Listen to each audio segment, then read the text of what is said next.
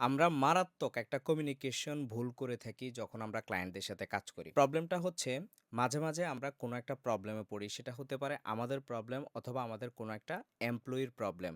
So প্রজেক্টটা উঠাতে গিয়ে হয়তোবা আমাদের একটু ডিলে হইতে পারে, একটু দেরি হইতে পারে। তো আমরা যেটা করি, আমরা কি করি? ওই ক্লায়েন্টের সাথে ওই টাইমটাতে কমিউনিকেশনটা অফ করে দেই। এইটা একটা খুবই ব্যাড প্র্যাকটিস। আপনি যদি ক্লায়েন্টের সাথে লং টার্ম টিকে থাকতে চান, তার সাথে আপনাকে ট্রান্সপারেন্ট হইতে হবে। আপনি যথাসম্ভব তাকে আপনার প্রবলেমগুলো বুঝিয়ে বলার মতো আপনার এবিলিটি বিল্ড তৈরি করতে হবে। কারণ আপনি হঠাৎ করে যদি তার সাথে কমিউনিকেশনটা একটু অফ রাখেন, গ্যাপ রাখেন, তাহলেই কিন্তু এই চান্সে কেউ না কেউ আপনার জায়গাটা দখল করে নিবে।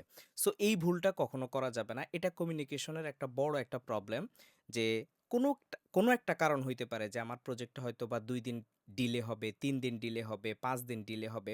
আমরা কিন্তু এটা সিম্পলি ক্লায়েন্টকে বুঝিয়ে বলতে পারি যে, "দেখো আমি এরকম একটা প্রবলেমে পড়ছি। আমি তোমার কাছ থেকে হচ্ছে যে 2 ডেইজ এক্সট্রা টাইম চাচ্ছি।" দেখবেন যে আপনি সুন্দর করে যদি বুঝিয়ে বলেন, তাহলে সে অফকোর্স আপনাকে টাইমটা দিবে। যদি কোনো মানে বাই অ্যাক্সিডেন্ট কোনো প্রবলেম না থাকে।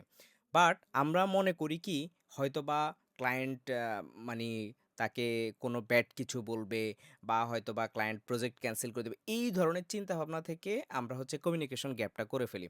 বাট আমরা যে কমিউনিকেশন গ্যাপটা করতেছি এটার কারণেই যে আমরা তার সাথে যেই একটা ট্রান্সপারেন্ট যে একটা রিলেশনশিপ এটা যে হারাতে যাচ্ছি এটা কিন্তু আমরা বুঝি না। কারণ ভবিষ্যতে যখন সে অন্য একটা প্রজেক্ট দিবে বা লং টার্ম যখন কাজ করতে যাবে তখন কিন্তু তার আপনার প্রতি যে ট্রাস্ট, যে কনফিডেন্স এটা কিন্তু হারিয়ে যাবে। সো কোনো একটা অ্যাক্সিডেন্ট হইতেই পারে সেটা যেকোনো ধরনের প্রবলেম সেটা আপনি ক্লায়েন্টের সাথে শেয়ার করেন যে, "দেখো আমি এরকম একটা প্রবলেম ফেস করতেছি। আ কোনো না কোনোভাবে এটা আমার সলভ করার জন্য এতটুকু একটু টাইম দরকার বা তুমি আমাকে যদি একটু এভাবে হেল্প করো আমার কাজটা করতে সুবিধা হয়।" তো যেই কোনো জিনিস বা কোনো এক সময় আমরা একটা প্রজেক্ট নিয়ে নিছি। হয়তোবা এই প্রজেক্টের প্রাইসিংটা আরেকটু বেশি হওয়া দরকার ছিল। আপনি কিন্তু এটা সুন্দরভাবে বুঝিয়ে বলতে পারেন।